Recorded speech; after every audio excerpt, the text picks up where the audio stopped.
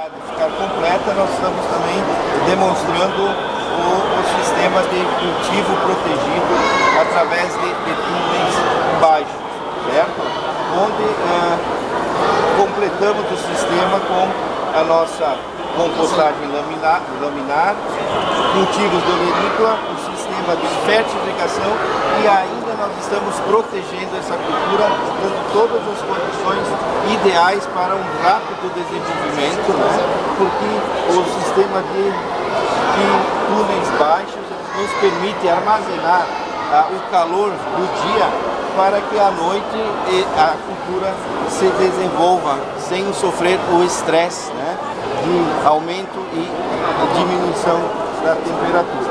Estamos sugerindo um túnel um pouco mais alto que os normais, para 80 centímetros para culturas de baixo porte, em função de que há uma distância maior das folhas com o próprio plástico, e o sol então passa a ter o menor dano em cima desta cultura.